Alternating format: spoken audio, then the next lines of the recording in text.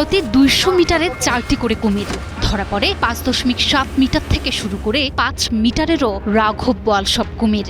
মালয়েশিয়ার সারাওয়াক রাজ্যের কেমেনা নদীর নিস্তব্ধ ও শান্ত কালো পানি দূর থেকে দেখলে মনে হবে শান্ত শীতল, কিন্তু রাতের আধারে সার্চ লাইটের আলো ফেললেই বের হয়ে আসে এক গা ছমছমে শিউরে ওঠার মতো সত্য। অন্ধকার পানি ভেদ করে ভেসে ওঠে একজন রক্তচক্ষু, পর মুহূর্তেই যা হারিয়ে যায় গহীনে। মাত্র ১ কিলোমিটার নদীপথেই এখন গিজগিজ করছে ২০টিরও বেশি হিংস্র কুমির। ৫,০০০ কিলোমিটার দীর্ঘ নদীপথ স্থানীয়দের জীবনরেখা হলেও এটি এখন হয়ে উঠেছে এক মৃত্যুকূপ।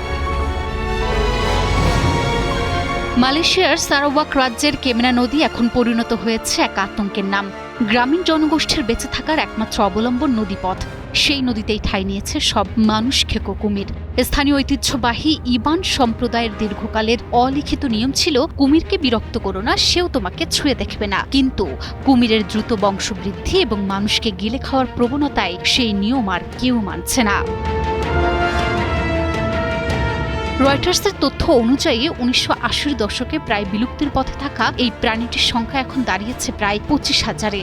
নদী তীরবর্তী এলাকায় মানুষের বসবাস বৃদ্ধি ও খাবারের সহজলভ্যতার কারণে এখন নদী জুড়ে শুধুই আতঙ্কের রাজ্য। লাইসেন্স প্রাপ্ত কুমির শিকারী জেফ্রি সিওর মতে, বিনতুলুর কেমেনা নদী এলাকায় মাঝে মধ্যেই প্রতি ২০০ মিটারে দেখা মেলে ৪টি বিশাল কুমির, অর্থাৎ নদীর মাত্র ১ কিলোমিটার অংশেই গিজগিজ করে প্রায় ২০টি হিংস্র শিকারী। AKS অর্জন করল গিনেস ওয়ার্ল্ড রেকর্ডস। AKS তাছাড়াও পরিসংখ্যান বলছে ২০২৩ থেকে ২০২৫ সালের মধ্যে এই এলাকায় কুমিরের আক্রমণে ৩৩ জন প্রাণ হারিয়েছেন আর আহত হয়েছেন অন্তত ১১ জন। ২০২৬ সালের শুরুতেই রেকর্ড করা হয়েছে আরও ৯টি হামলা, যেখানে ৫ জনের মর্মান্তিক মৃত্যু ঘটেছে। এমনই এক করুণ কাহিনীর সাক্ষী ইবান সম্প্রদায়ের সর্দার ড্যানিয়েল মুকিং। তার ৩৮ বছর বয়সী ছেলে নিকোলাস নিজের পোষা বিড়ালের জন্য মাছ ধরতে গিয়ে আর ফেরেনি। ৩ দিন পর পাওয়া যায় তার ছিন্ন ভিন্ন দেহ। তবে পরিস্থিতি নিয়ন্ত্রণে মাঠে নেমেছে সারাওয়াক ফরেস্ট্রি কর্পোরেশন ও জেফ্রি সিওয়ের নেতৃত্বাধীন একদল পেশাদার শিকারী। রাতে হলুদ সতর্কীকরণ ব্যারেল আর টোপ ফেলে নদীগুলোকে আবার মানুষের ব্যবহারযোগ্য করে তোলার যুদ্ধ চলছে। সেবেনাকো সারেকি নদী থেকে সফলভাবে সরানো হয়েছে বহু বিশাল কুমির।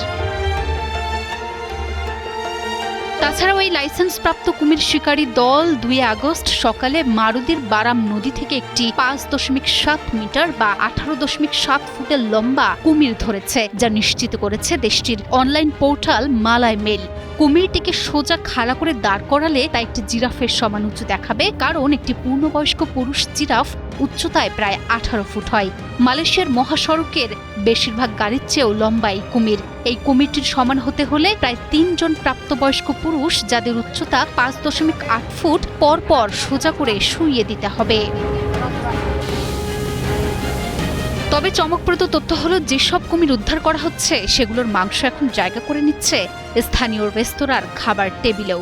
সব মিলিয়ে সরকারের সামনে এখন সবচেয়ে বড় চ্যালেঞ্জ এই দুয়ের ভারসাম্য বজায় রাখা। তবে স্থানীয়দের জন্য বাস্তবতা একটাই, নদী ছেড়ে তারা যেতে পারবে না, আর নদীর নিচের ওই জলজ দৈত্যগুলোও সরছে না।